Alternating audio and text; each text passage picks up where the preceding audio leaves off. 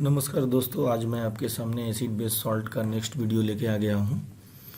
और जैसा कि पिछले क्लास में मैंने बताया था कि अब जो है लास्ट वीडियो रहेगा थ्योरी के हिसाब से। तो इस क्लास में हम लोग देखेंगे कि सॉल्ट जो है हम लोगों को क्या क्या पढ़ना है। और उसमें मैंने आपको बताया था कि सॉल्ट में जो भी आपको पढ़ना है वो है आपको उसका प्रिपरेशन और यूजेज। तो ये चीज़ ध्यान में रखना है कि हमको दो ही चीज़ याद रखना है, प्रिपरेशन और यूजेज। और अपने आप में ही जो भी सॉल्ट हम लोग को पढ़ना है उसका फॉर्मूला बहुत इंपॉर्टेंट है, ये चीज़ आपको ध्यान में रखना। तो चलिए स्टार्ट करते हैं।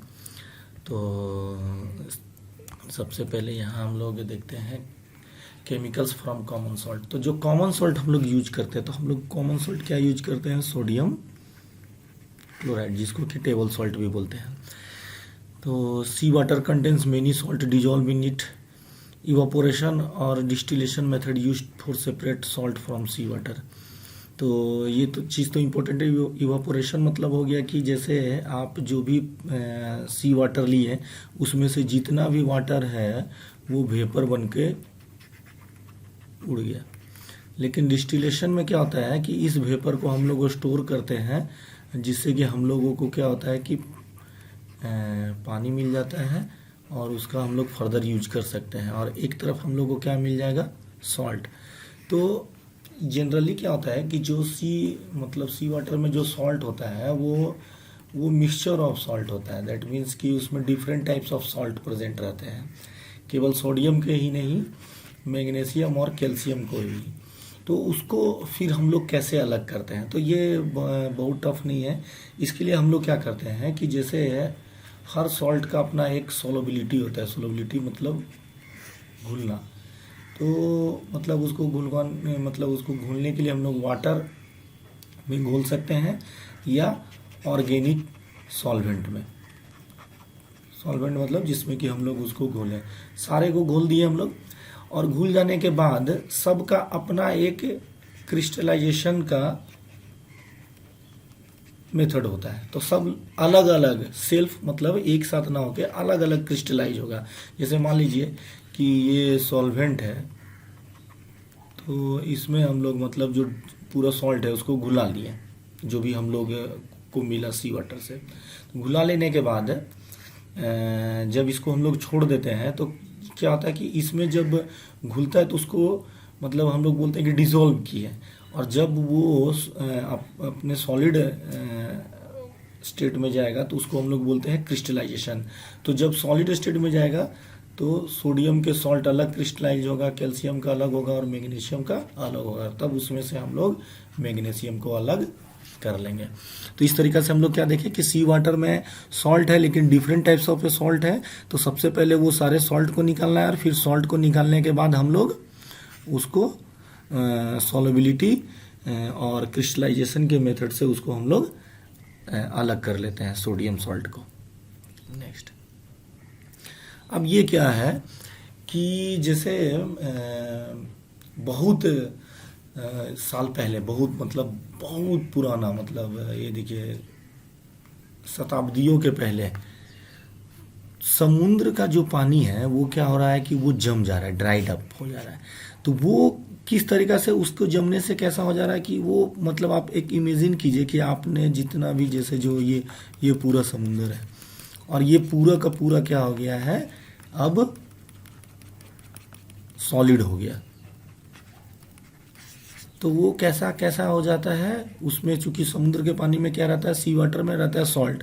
तब हम लोग उसको क्या बोलते हैं, और वो सॉलिड हो गया यानी कि एक तरह से पत्थर की तरह हो गया, रॉक की तरह हो गया। तो उसको हम लोग बोलते हैं रॉक सॉल्ट। और इससे जो हम लोग सॉल्ट निकालते हैं, तो जस्ट लाइक जैसे कि हम लोग कोल का एक्सट्रैक्शन करते हैं उसी तरीका से रॉक सॉल्ट का भी एक्सट्रैक्शन करते हैं। उसके लिए हम लोग डिगिंग मशीन लाते हैं।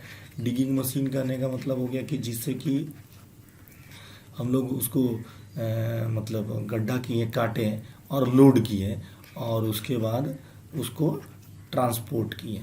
तो ये जैसे जो भी होता है वो इस तरह के बेंच करके बनाकर ही उसका हम लोग नीचे की ओर डेप्थ में जाते हैं, डेप्थ में जाके निकालते हैं, और ये आपका बेंच टाइप का रहता है, और यहाँ से फिर इसको निकालते हैं। तो इस मतलब जस्ट लाइक कैसा हो गया कि कोल माइंस आप पता नहीं देखें कि नहीं देखे हैं, लेकिन कोल माइंस में जैसे क्या होता है कि जो जो जो जो रॉक होता है वो बहुत ही हार्ड होता है, तो उसमें तो हम लोगों को ड्रिलिंग और ब्लास्टिंग करना पड़ता है। ब्लास्टिंग करने का मतलब कि तोड़ना।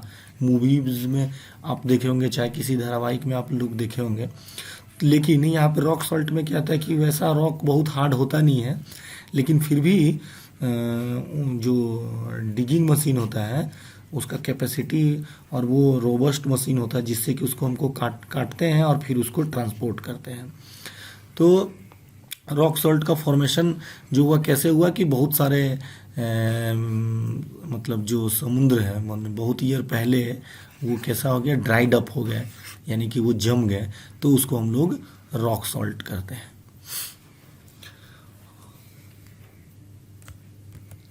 ये देखिए यहाँ पे छोटा सा मैं एक एक्स्ट्रा चीज़ बताने के लिए ये स्लाइड बनाया था। इसमें क्या है कि जो हमारा जो इंडिपेंडेंस का जो लड़ाई है जो गांधी जी ने लड़ा था, उसके लिए ये सॉल्ट कितना इम्पोर्टेंट है उसके बारे में मैं यहाँ बताना चाहता हूँ कि जो दांडी मार्च हुआ था वो हुआ था due to taxation on salt, यानी सॉल्ट के ऊपर जो है ना टैक्स लगा दिया गया था, क्योंकि सॉल्ट जो है सबके लिए इम्पोर्टेंट है। तो इस कारण से क्या है कि अगर उस पर टैक्स दिया जाए तो ये सभी को खफा करता है। तो इसके लिए क्या किए थे गांधी जी ने, 12 मार्च से 6 अप्रैल लगभग 24 डेज 1930 में मार्च किए थे। और वो कितने लोगों के साथ मार्च किए थे, तो 79 वॉलेंटियर्स के साथ मार्च किए थे, और उनका प्लानिंग क्या था 10 माइल पर डे। तो और ये क्या था कि ये रोड बाय रोड मतलब था, मतलब पैदल ही निकलना था, जैसे ऐसा नहीं कि किसी गाड़ी से उससे। तो इसके कारण क्या हुआ कि ये जो 24 डेज चला और वो 240 माइल्स लगभग 384 किलोमीटर चले, तो इसके कारण क्या हुआ कि ये धीरे धीरे पूरे भारत में फैला। भारत में ही नहीं, ये मार्च जो है ये टैक्सेशन के अगेंस्ट जो है ये पूरे वर्ल्ड में ये चर्चा का विषय बना उस 24 दिन तक कि भारत में गांधी जी ने टैक्सेशन के अगेंस्ट जो है ना ये दांडी मार्च किया। दांडी मार्च इसको इसलिए बोलते हैं क्योंकि ये स्टार्ट हुआ था साबरमती आश्रम से, और कहाँ जाना था उनको, दांडी, जो कि अभी जो है दोनों जो है गुजरात में है। तो ये बहुत इंपॉर्टेंट था क्योंकि ये इसमें टाइम लगा, 24 दिन तक लगातार एक ही चीज को किया गया। तो इससे क्या हुआ कि बीच में जितने भी लोग हैं, वो स्टार्ट तो 79 से हुआ था, लेकिन बहुत लोग भारत के मिलते चले गए, प्लस फॉरेन में भी इसका बहुत सारा डिस्कशन हुआ। तो इसके कारण एक्सट्रीम प्रेशर बना था ब्रिटिश पे। लेकिन जब ये मार्च ख़त्म हुआ तो उसके कुछ दिन बाद, मार्च ख़त्म होते ही तो 60,000 इंडियन को जेल में डाला गया और गांधी जी को भी डाला गया। और ऐसा नहीं हुआ कि ये मार्च ख़त्म हुआ और जो टैक्सेशन लिया गया था वो हट गया था, लेकिन एक साल बाद ये टैक्सेशन को हटा लिया गया। तो ये जो मतलब एक तरह से कह सकते हैं कि एक जो है ब्रिटिश गवर्नमेंट पे विजय प्राप्त किए थे भारत के लोग गांधी जी के नेतृत्व में। और ये एक तरह से समझिए कि उस समय पूरे जन जन में अगर इसको फैलाना है तो ये बहुत अच्छा था कि वो पैदल चले, और लगातार इसके कारण ड्यूरेशन मिल गया। तो मतलब कि आप कह सकते हैं कि ये उस समय भी गांधी जी का सोच इतना आगे था।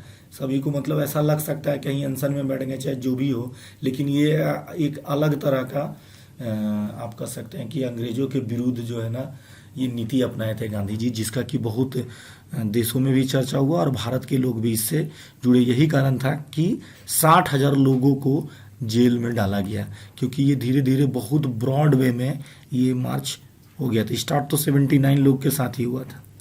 तो इसलिए चूंकि ये हमारे स्वतंत्रता के लिए बहुत इंपॉर्टेंट ये दांडी मार्च है, और हमारे बुक में भी दिया हुआ था, और ये नमक से रिलेटेड है, चूंकि सॉल्ट ही अभी हम लोगों को पढ़ना है, इस कारण से इसका एक ये इम्पोर्टेंस यहाँ पे डिस्कस कर लिया गया।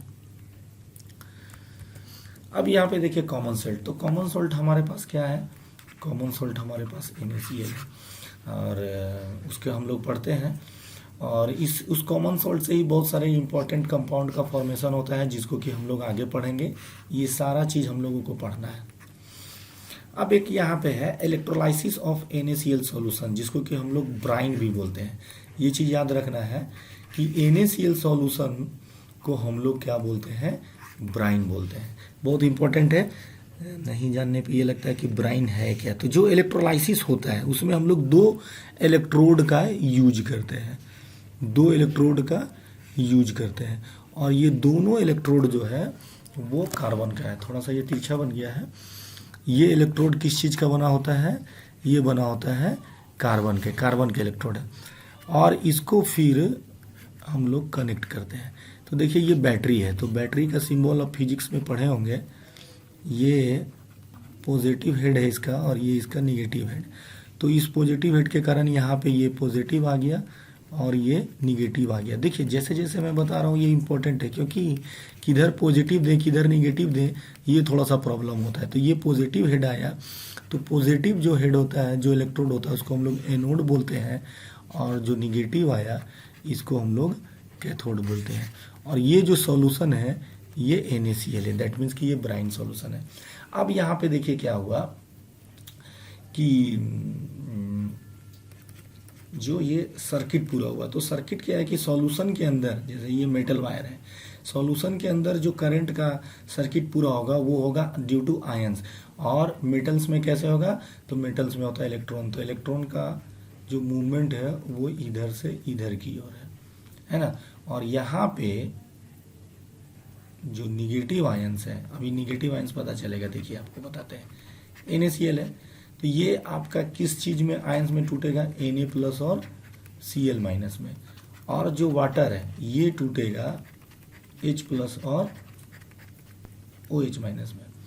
तो यहाँ पे क्या हुआ कि जो H प्लस है वो इधर की ओर और जो Cl माइनस है वो इधर की ओर गया। चूंकि ये माइनस है तो प्लस की ओर गया यहाँ पे, ठीक है। अब यहाँ पे जैसे बात आता है कि Na प्लस और OH माइनस, तो ये दोनों आपस में मिल के सॉल्यूशन में ही NaOH के फॉर्म में प्रेजेंट रहते हैं। और H प्लस इधर गया, तो इसलिए यहाँ पे क्या होता है कि कैथोड पे फॉर्मेशन होता है। H प्लस अगर 2 मिल जाए तो ये क्या हो गया, H2 का फॉर्मेशन हो गया। उसी तरीका से यहाँ पे एनोड पे किस का फॉर्मेशन होता है, Cl2 का। तो ये इंपॉर्टेंट है। और यहाँ देखिए ये सर्किट भी पूरा हो गया कि Cl माइनस इधर गया, ये गया, यानी कि पूरा का पूरा सर्किट कंप्लीट हो गया। तो इसी को हम लोग क्या बोलते हैं, इलेक्ट्रोलाइसिस, मतलब करंट के थ्रू इसको हम लोग तोड़ते हैं। तो यहाँ पे मैंने आपको बता दिया कि आयंस हमारे पास क्या प्रेजेंट है और कौन आयंस का क्या काम होता है। और यहाँ पे ये देख लिया आप कि एनोड पे क्या हो गया, Cl2 चला गया, और कैथोड पे, चूंकि ये मतलब पूछा जाता है कि इलेक्ट्रोलाइसिस ऑफ NaCl कहते हैं, तो कैथोड पे कौन सा गैस रिलीज होता है, तो कौन सा गैस रिलीज होता है, H2 पे।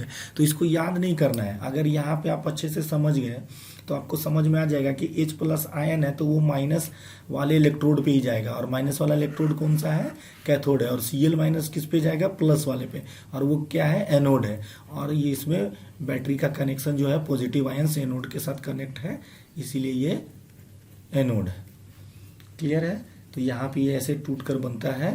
और इसका जो रिएक्शन है वो रिएक्शन है NaCl प्लस H2O फॉर्मेशन करता है NaOH प्लस H2 और Cl2। H2 कहाँ पे होगा, तो H2 होता है कैथोड पे, और Cl2 का फॉर्मेशन कहाँ होता है, तो एनोड में। और NaOH कहाँ रहता है प्रेजेंट, तो सॉल्यूशन में। तो ये इसका रिएक्शन है। और यहाँ पे जो भी प्रोडक्ट बना, जो H2, जो Cl2 और NaOH बना, इवन इन दोनों के मिलने से जो HCl और ब्लीच, ये इसके बारे में हम लोग आगे पढ़ेंगे, इन सब का ये यूजेस दिया हुआ है। इसको आपको याद करना है, क्योंकि ये इसमें बहुत ज़्यादा चीज़ समझना नहीं है, क्या यूज है इसका, ये आपको पूरा का पूरा याद कर लेना है। तो इसको 2 बार 3 बार 4 बार पढ़ के इसको जरूर याद कर लें कि what is the use of H2Cl2 NaOH, और उससे जो HCl का कंपाउंड बनता है वो, और ब्लीच के बारे में तो हम लोग आगे पढ़ेंगे, तो वो आपको समझ में आ जाएगा। तो ये हुआ NaCl, यानी कि जो सोडियम क्लोराइड सॉल्यूशन का जो इलेक्ट्रोलाइसिस है वो हम लोग कैसे किए और कौन सा गैस किस इलेक्ट्रोड पे निकला उसके बारे में मैंने आपको बताया। और मैंने ये बोला कि जो प्रोडक्ट निकला वो बहुत इंपॉर्टेंट है और उसका क्या क्या यूजेज है ये यहाँ पे बताया गया है। नेक्स्ट, अब यही जो है, अब हम लोग यहाँ पे सॉल्ट स्टार्ट करते हैं। और जैसा कि मैंने आपको बताया था कि आपको याद रखना है कि इसका प्रिपरेशन कैसे है और इसका यूजेज, और साथ ही साथ ये जो फार्मूला है CuCl2, ये फार्मूला बहुत ही ज़्यादा इम्पोर्टेंट है, ये आपसे ज़रूर ही पूछा जाएगा। तो यहाँ पे देखा जाए तो ब्लीचिंग पाउडर का इस्तेमाल कैसे होता है, CuH2 और Cl2 रिएक्ट करके CuCl2 और H2O का फॉर्मेशन करता है। और ये जो यूजेज है तो ब्लीचिंग, देखिए ये इसका अगर थोड़ा सा अदर वर्ड जान जाए सिमिलर, तो ब्लीचिंग का मतलब होता है वाइटन, लाइटन और डिक्लराइज्ड। मतलब ये कहीं ना कहीं पे ये मतलब रगड़ कर, जैसे आप जानते होंगे कि हम लोग फेस में भी ब्लीचिंग कराते हैं तो उसके लिए हल्का ब्लीचिंग होता है। वो क्या करता है कि जितने भी गंदगी होते हैं या पोर्स होते हैं फेस के वो सबको क्लियर करता है ना। और इसका कहाँ कहाँ इस्तेमाल होता है, तो टेक्सटाइल इंडस्ट्री मतलब कपड़े की इंडस्ट्री में, कॉटन और लिनन मतलब ब्लीच करते हैं वहाँ पे हम लोग। वाटर फैक्ट्री में वुड पल्प क्या होता है कि ये लकड़ी के छोटे छोटे पानी में मिला के और उसको स्टीम किया जाता है, सॉफ्ट किया जाता है, और सॉफ्ट करने के बाद उससे क्या बनता है, उससे बनाया जाता है पेपर। तो पेपर जो बनाया जाता है तो उसमें क्लियर करने के लिए हम लोग ब्लीचिंग का इस्तेमाल करते हैं, ब्लीचिंग पाउडर का। और लॉन्ड्री में भी कपड़ा वास्ट क्लोथ के ऊपर इसका किया जाता है, मतलब और चमक लाने के लिए। क्योंकि मैंने आपको पहले ही बताया था कि इसका जो अल्टरनेटिव मीनिंग है वो ये है, as oxidising agent in many chemical industry. तो देखिए ऑक्सीडाइजिंग एजेंट ये आपका जो हम लोग ऑक्सीडेशन रिडक्शन पढ़े थे वहीं पे ये जानना था। तो मैं आपको एक बार फिर बताता हूँ कि ये ऑक्सीडाइजिंग एजेंट होता है क्या है। तो यहाँ पे देखिए ये कॉपर से ऑक्सीजन निकल गया, तो ये इसका क्या हो गया, ऑक्सीजन का हटना क्या कहलाता है, रिड्यूसिंग। तो ये हो गया, इसका क्या हो गया, इसका हो गया रिडक्शन, इसका हो गया रिडक्शन। और ऑक्सीजन हाइड्रोजन में जुड़ना ऑक्सीजन का, इसका क्या हो गया, ऑक्सीडेशन, इसका क्या हो गया, ऑक्सीडेशन। तो अब यहाँ पे हमको ये जानना है कि ये जो कॉपर ऑक्साइड है और ये जो H2 है, आप समझिए यहाँ पे H2 का क्या हुआ, ऑक्सीडेशन। तो H2 का ऑक्सीडेशन तो हुआ, लेकिन किसके कारण हुआ, वो हुआ कॉपर ऑक्साइड के कारण, है ना। तो ऑक्सीडेशन किसके कारण हुआ, कॉपर ऑक्साइड के कारण। इस कारण से कॉपर ऑक्साइड यहाँ पे क्या कहलाएगा, ऑक्सीडाइजिंग एजेंट। और कॉपर ऑक्साइड का रिडक्शन किसके कारण हुआ, H2 का, इसलिए H2 यहाँ पे क्या कहलाया, रिड्यूसिंग एजेंट। यानी कि जिसका ऑक्सीडेशन होगा वो होगा रिड्यूसिंग एजेंट, और जिसका रिडक्शन होगा वो होगा ऑक्सीडाइजिंग एजेंट। यानी आप ये चीज़ को याद रख लें कि आप ऑक्सीडेशन रिडक्शन में जब बताते हैं कि इसका रिडक्शन हो रहा है तो वो क्या काम करता है, ऑक्सीडाइजिंग एजेंट। देखिए इसको एक तरह से ऐसे समझिए, जैसे आप लोग सब जानते होंगे LIC एजेंट। आप लोग ने LIC एजेंट का यूज नहीं किया होगा, लेकिन आपके घर में LIC एजेंट ने देखा होगा। तो जैसे LIC एजेंट जो है वो आके अगर आपके पापा का या मम्मी का LIC एजेंट जो LIC करवाता है, तो एजेंट LIC नहीं करवाता है, करवाया कौन, आपके फैमिली। LIC कौन करवाया, फैमिली। और जिसके द्वारा हुआ उसको बोला गया LIC एजेंट।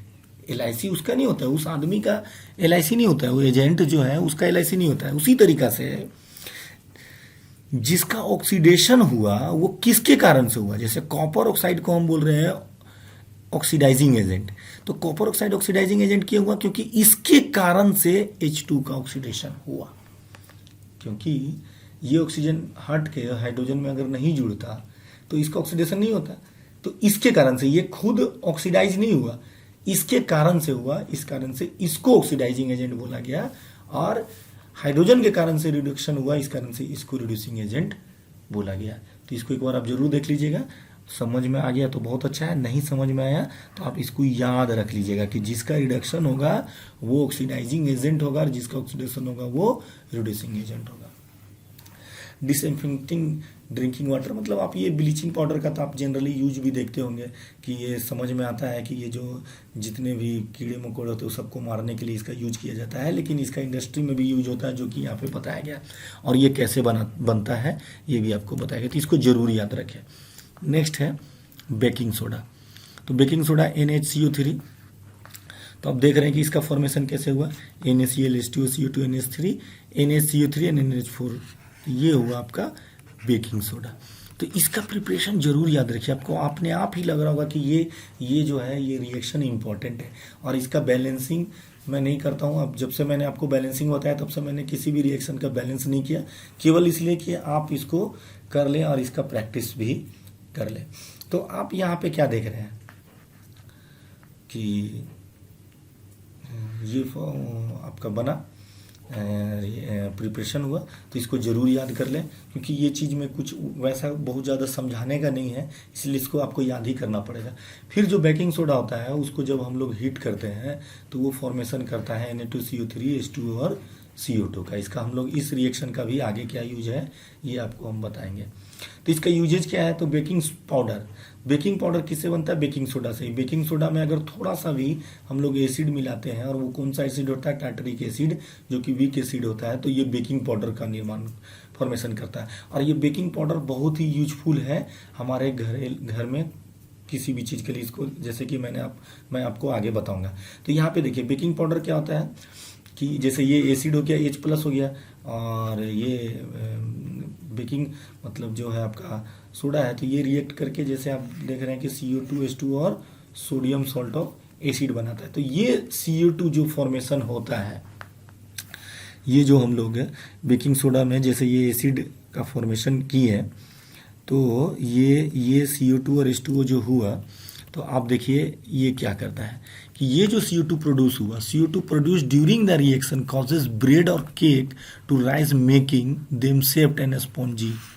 जैसे हम लोग ब्रेड खाते हैं तो वो सॉफ्ट लगता है और स्पॉन्जी भी लगता है, तो वो एक्चुअली कैसे ये चीज़ होता है, ये CO2 जो है उसमें मतलब जैसे जो गैस का जो रिएक्शन हुआ, तो गैस का फॉर्मेशन हुआ, तो वो फैला तो वो क्या हो गया कि मतलब मोटा हो गया, जैसे केक होता है या पाव रोटी, जो भी ब्रेड हम लोग खाते हैं, और इस कारण से वो क्या होता है, स्पॉन्जी होता है। अच्छा, ये क्या है आपका एंटासिड्स के रूप में भी यूज होता है, क्योंकि जैसे मैं पिछले क्लास में आपको बताया था कि कौन सा सॉल्ट एसिड है या बेस है, तो आपने देखा होगा कि ये जो NaCO3 है, सोडियम बाइकार्बोनेट, ये क्या है, ये माइल्ड बेस है, और ये माइल्ड बेस है, इस कारण से इसका यूज हम लोग एंटासिड्स में भी करते हैं, क्योंकि इसमें मेनली रूप से क्या होता है, बेस होता है। ऐसे जनरली इसमें क्या किस चीज़ का हम लोग यूज करते हैं, मैग्नीशियम हाइड्रोक्साइड का, लेकिन इसका भी यूज हम लोग करते हैं। It is also use in soda acid fire extinguisher. तो फायर एक्सटिंग्विशर का देखिए मतलब समझिए, फायर एक्सटिंग्विशर का जो है फॉर्मेशन क्यों होता है, वो बनाया जाता है कि आग को बुझाया जाए। तो आपने देखा कि ये जो रिएक्शन हो रहा है बाइकार्बोनेट या कार्बोनेट से, आगे भी हम लोग पढ़ेंगे, तो ये हम लोग एसिड बेस रिएक्शन में देखे हैं कि CO2 का फॉर्मेशन होता है, और CO2 क्या होता है कि जो एयर होता है उससे इसका वेट जो होता है वो हेवी होता है, तो ये क्या होता है कि ये नीचे बैठता है। तो आग क्या होता है, जैसे कहीं भी फायर है और अगर उसमें हम लोग इसको मारे सोडा एसिड फायर एक्सटिंग्विशर को, तो वो क्या होता है कि रिएक्ट करके CO2 बनाता है, और CO2 क्या होता है कि वो जो फायर लगा हुआ है उसको बुझाता है, क्योंकि ये नीचे बैठता है, क्योंकि ये जनरली एयर में हेवी होता है एयर से, तो जो भारी होगा वो क्या होगा, वो नीचे बैठेगा, और उस क्रम में क्या करेगा, वो फायर को बुझाएगा, क्योंकि ये सपोर्ट नहीं करता है आग जलने में, ये क्या करता है, ये उसका अपोज करता है, और जब ये उसके ऊपर जाएगा तो उसको बुझाएगा ही। तो ये एक नीचे में आपको मैंने ये बताया कि preparation of soda fire extinguisher, तो ये आपके बुक में दिया हुआ है, जो लास्ट में दिया हुआ होगा, ये बताया गया कि इसको आप कैसे बना सकते हैं। तो इसके लिए बोला गया कि जैसे आप कोई एक बोतल लिए, उसको आप पढ़ लीजिएगा तो आसानी से समझ में आ जाएगा। हाँ, उसका केमिस्ट्री वाला जो पार्ट है, जो रिएक्शन है, वो आपको मैं बता देता हूँ। तो यहाँ पे क्या हो गया, ये आपका सोडियम बाइकार्बोनेट हो गया, और इससे लटका के एक छोटा सा रिफिल इसमें डाला गया एसिड। एसिड में हो गया मेनली रूप से डाइल्यूट H2SO4, यहाँ पे ये लटकाया हुआ है। और इसको सील करके यहाँ से नोजल निकाल दिया गया, नोजल। तो अब क्या, ये जैसे सीधा, जैसे ही इसको हम लोग टिल्ट करेंगे इधर या इधर कहीं भी, जैसे ही टिल्ट करेंगे तो ये एसिड यहाँ गिरेगा, और एसिड यहाँ गिरेगा तो क्या होगा कि NaCO3 प्लस H2SO4, तो ये प्रोडक्ट में बनाएगा सॉल्ट Na2SO4 और बनाएगा CO2 प्लस H2O। तो ये जो CO2 है, ये गैस इससे निकलेगा, जो नोजल हम लोग बनाए, जो पाइप डाल के रखे हैं, और जहाँ पे इसको हम लोग टिल्ट करेंगे वहाँ पे ये गैस जो है निकलेगा। और इसको कहाँ टिल्ट हम लोग करेंगे, फायर पे। एक्चुअली ऐसा ये होता नहीं है, लेकिन ये आपको बताया गया कि आप घर में भी इसका फॉर्मेशन कर सकते हैं, लेकिन ये पूरा सील पैक रहता है। ऐसा नहीं कि ऐसा इस तरह से हम बना दिए, ये आपको घर में बताया गया कि छोटा मोटा आप ऐसे किए, और मान लीजिए मोमबत्ती जल रहा है उसके ऊपर ऐसे किए, तो देखिएगा कि अब मोमबत्ती आपका जो है बुझ जाएगा। तो ये आप स्कूल के लैब में कर सकते हैं, लेकिन अगर लैब में नहीं है तो आपको मैं यहाँ पे बता दिया कि इसका हम लोग यूज ऐसे करते हैं। नेक्स्ट, अब देखिए यहाँ पे जो NaCO3 था बाइकार्बोनेट, तो उसको जब हम लोग हीट करते हैं, दैट मीन्स कि जो हम लोग बेकिंग सोडा को हीट करते हैं, तो हम लोगों ने देखा था कि सोडियम कार्बोनेट बना। और ये सोडियम कार्बोनेट जो है उसमें वाटर का मतलब, जैसे हम अगर कुछ वाटर दें उसमें, तो उसको ऑब्जर्व करके Na2CO3 एंड 10H2, यही कहलाता है आपका वॉशिंग सोडा।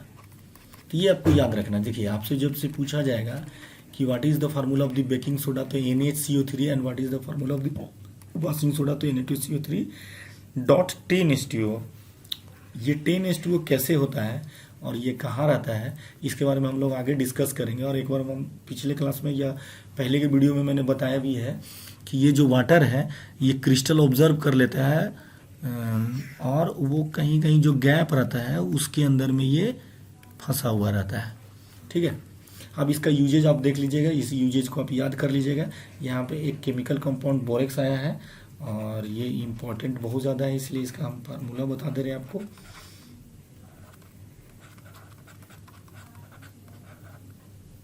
.8H2O। तो ये सारा यूजेज आपको याद कर लेना है, प्रिपरेशन याद कर लेना है, इसको आप लोग देख लीजिए। नेक्स्ट, अब यहाँ पे जो वाटर जो है जिसके बारे में भी मैंने बताया था आपको कि मैं बताऊंगा उसके बारे में, तो वो देखिए उसका हम लोग बताते हैं। जैसे COSO4.5H2O, तो ये जो होता है COSO4.5H2O, ये एक्चुअली इसका जो कलर होता है वो होता है ब्लू, वो कलर होता है ब्लू। तो हम क्या करते हैं कि एक बर्नर में ट्यूब में इसको लिए हम, ठीक है, कैल्शियम सल्फेट को ट्यूब में लिए और इस बर्नर में इसको लाके हीट किए। तो हीट करने से क्या हो गया कि ये वाटर पहले उड़ जाएगा। वाटर उड़ जाने के बाद ये CSO4 का क्रिस्टल ही मेन बचेगा। तो आप देखिएगा कि ये जो ब्लू है, ये ब्लू कलर है, वो डिसअपियर हो जाएगा और ये वाइट कलर का हो जाएगा। ठीक है, और उसके बाद आप देखिएगा कि CSO4 जो है आपका वाइट कलर का हो गया। तो इससे क्या पता चलता है कि ये इसके अंदर में जो वाटर था वो क्या हुआ, ये उड़ गया। और जैसे ही इसमें आप बूंद से धीरे धीरे ड्रॉप्स बाई जो वाटर मिलाइएगा, तो फिर से वो वाटर को एब्जॉर्ब करेगा और फिर से ब्लू कलर अपीयर हो जाएगा, फिर से ब्लू कलर अपीयर हो जाएगा। तो ऐसा नहीं है कि ये वाटर, जैसे क्या होता है कि वाटर इसमें हम डालें तो ऐसा नहीं है कि ये जो है आपको वेट फील कहलाएगा, है ना, ऐसा नहीं लगेगा कि भींगा भींगा टाइप का लगेगा। ये क्या होता है कि ये अंदर अपने अंदर डिसॉल्व कर लेता है। और मैंने जैसे आपको बताया कि जब भी क्रिस्टलाइजेशन होता है तो कहीं ना कुछ वॉइड रहता है, वॉइड रहता है, उसी वॉइड में ये वाटर का जो मॉलिक्यूल्स है चला जाता है, और इसी के कारण से कलर है। और ये कलर का जो क्या कारण है ये आपको आगे के क्लासों में पढ़ना है, लेकिन यहाँ पे आप इस चीज़ को जान लीजिए कि जो भी जितना भी आपको, जैसे यहाँ देखिए CSO4 2H2O, CSO4 5H2O, Na2 10H2O, ये सारा जो वाटर है, इसका मतलब ये नहीं कि ये वेट है, वेट फील कराएगा, भींगा भींगा रहेगा, ये उसका क्रिस्टलाइजेशन का फॉर्मेशन में ही वो है, और उसको देना जरूरी है, क्योंकि उसके कारण से उसका कौन सा प्रॉपर्टी चला जाता है, कलर का प्रॉपर्टी चला जाएगा। तो वो मतलब जो है कॉपर सल्फेट जिसमें ब्लू कलर है, अगर वाटर नहीं रहे तो वो नहीं रहेगा। दैट मीन्स कि वो उसका ओरिजिनल जो फार्मूला है वो यही है, .5H2, उसमें वाटर का मॉलिक्यूल है और ब्लू कलर है। ब्लू कलर नहीं है तो उसमें समझ लीजिए कि वाटर का मॉलिक्यूल नहीं है, और वो उसको ऑब्जर्व करके रखता है। और ये सारे सॉल्ट या सारे कंपाउंड के साथ ऐसा नहीं है, ये कुछ एक कंपाउंड ही है जो ये प्रॉपर्टी को शो करते हैं, जो वाटर को अपने अंदर डिसॉल्व करते हैं और कलर शो करते हैं। नेक्स्ट, अब यहाँ पे देखिए प्लास्टर ऑफ पेरिस के बारे में पढ़ना। तो सबसे पहले यहाँ पे एक चीज़ समझ लेना है कि ये जो प्लास्टर ऑफ पेरिस जो है, ये इसका नाम ही इसलिए पड़ा प्लास्टर ऑफ पेरिस, क्योंकि इसको बनाने के लिए, जो प्लास्टर ऑफ पेरिस को बनाने के लिए जो सबसे फर्स्ट जो जिप्सम जो यूज किया गया वो पेरिस में मिला था, और उसके जिप्सम से ही सबसे पहला प्लास्टर ऑफ पेरिस का फॉर्मेशन हुआ था। इसी कारण से इसका नाम जो है प्लास्टर ऑफ पेरिस रखा गया। और ये इसका फार्मूला है CSO4.12H2O। तो ये हाफ मॉलिक्यूल H2O क्यों है, इसका कारण मैं बता देता हूँ कि जैसे एक चीज़ यहाँ पे ये है कि water of the crystallisation is the fixed number of water molecules present in one formula unit of a salt. एक फार्मूला यूनिट सॉल्ट में जितना वाटर का क्रिस्टलाइजेशन जो है प्रेजेंट रहता है, वही उसका मतलब होता है कि उतना मॉलिक्यूल वो है उसमें। तो यहाँ पे क्या है कि जो CuSO4 है, इसके 2 मॉलिक्यूल जो है एक वाटर को एब्जॉर्ब किए हुए हैं प्लास्टर ऑफ पेरिस में। लेकिन अकॉर्डिंग टू डिफिनेशन क्या होगा कि फार्मूला क्या करेगा कि एक फार्मूला यूनिट यानी CuSO4 कितना किया होगा, तो हाफ H2O, जबकि फार्मूला इसका ये रहेगा। इसका प्रिपरेशन कैसे करते हैं, तो ये जिप्सम है आपका CuSO4.2H2O। इसको जब हम लोग हीट करते हैं एक सडन टेम्परेचर पे, 373 केल्विन टेम्परेचर है जो दिया हुआ है, तब जाकर ये प्लास्टर ऑफ पेरिस का फॉर्मेशन करते हैं। Plaster of Paris is the white हो गया, white powder and on mixing with water it changes gypsum. ये इंपॉर्टेंट है, जैसे ही इसको पानी में फिर डालिएगा तो ये किस में चला जाएगा, जिप्सम में।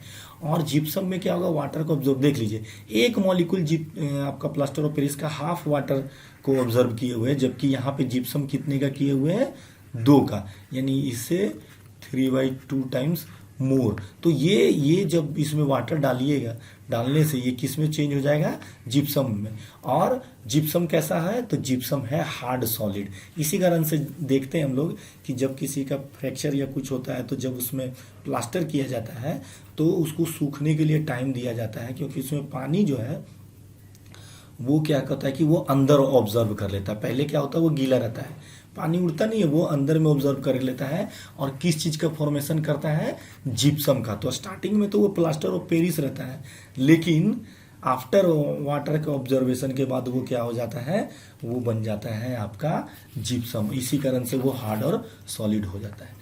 प्लास्टर ऑफ पेरिस का यूज होता है इन मेकिंग टॉयज, ये देख लीजिएगा, मटेरियल डेकोरेशन में, सरफेस को स्मूथ करने में, ये याद कर लेना है। तो अभी जितना भी सॉल्ट है वो सारा, और जो थ्योरी है मैंने ख़त्म कर दिया।